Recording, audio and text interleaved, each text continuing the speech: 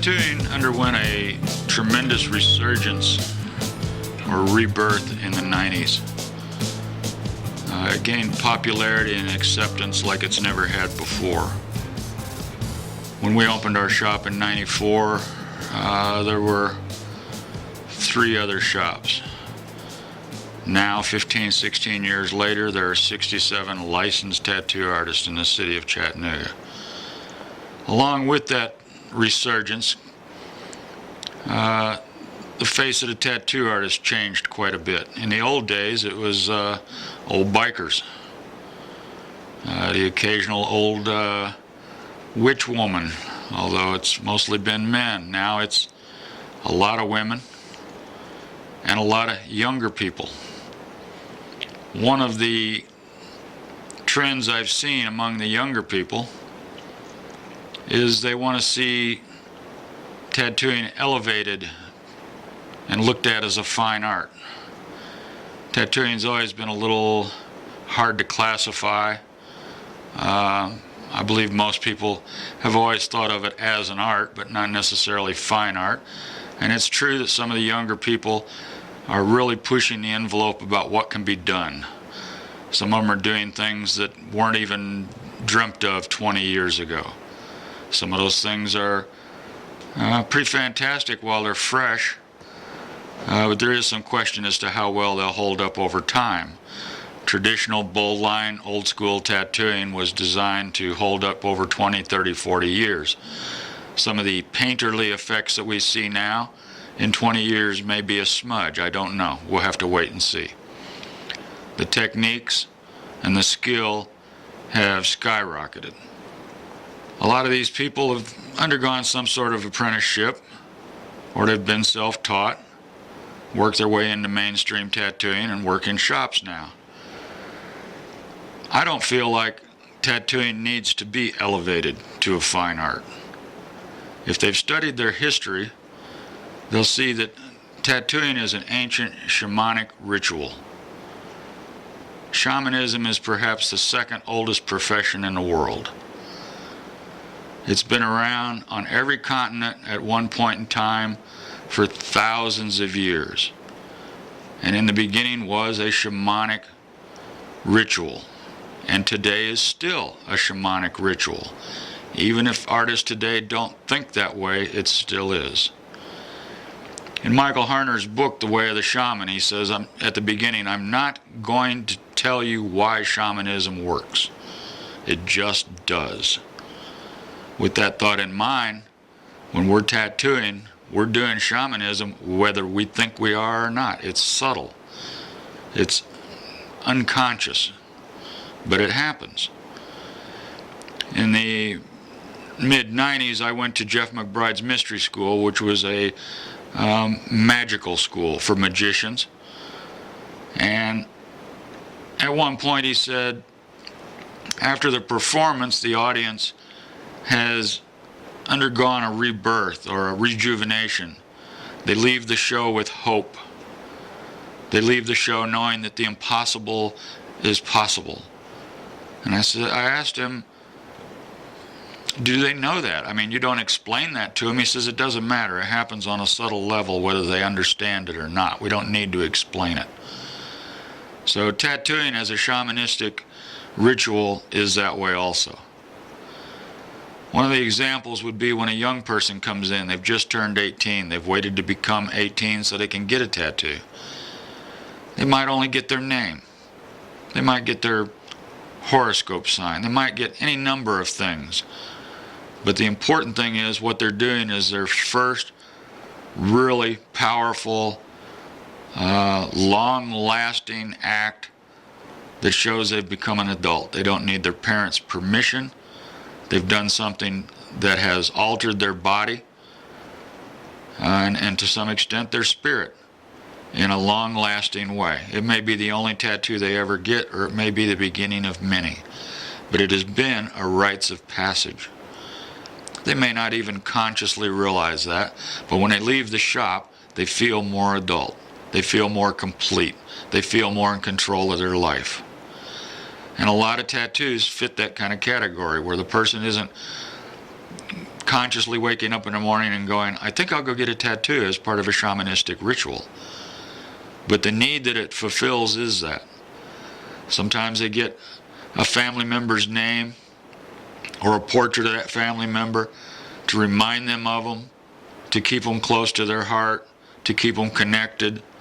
Maybe it's grandma, so it's keeping them connected to someone that's basically an ancestor or going to be an ancestor someday.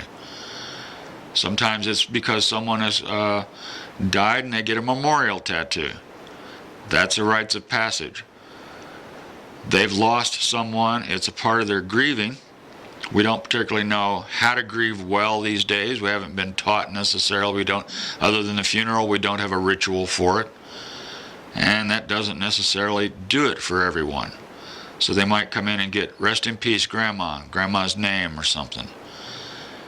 Another way that that's a rites of passage is they've moved up the family tree. If they've moved up enough that they are now the oldest male or oldest female in their family, that rites of passage marks them as the patriarch or matriarch of their family now. They may not consciously realize that again, but it has happened. And I do a lot of memorial tattoos, and sometimes I can feel the person's grief, can feel them letting go of it, can feel them moving to more of a celebration of that person's life, and other times I can't. They are not expressing grief, they're just getting grandma's name. Another way that it might be looked at as a shamanistic ritual is a military tattoo, or a Harley Davidson tattoo. Some kind of tattoo that shows that person's a member of what has now taken the place of the old warrior society. Sometimes when people are getting a tattoo that represents something, the representation isn't clear. Instead of getting mom's name, some people might get a heart with mom in it. Or they might get a heart without mom in it. Or they might get a rose. It's the act of getting the tattoo and the meaning and intention behind it that makes it a shamanistic ritual. Here at the Red Queen, we try to treat tattoos that way. We try by how the shop is run, by how it's, if you will, decorated, by the music we use, by our personality and our tone. When we're doing the tattoo, we try to show respect. If someone's getting a memorial tattoo, I'm not going to joke around much. Other times, I possibly am. If they're getting a military tattoo, we may discuss the military. I'm a veteran, so I've got some perspective on that. Some people come in and get a tattoo because they're 1 year clean and sober.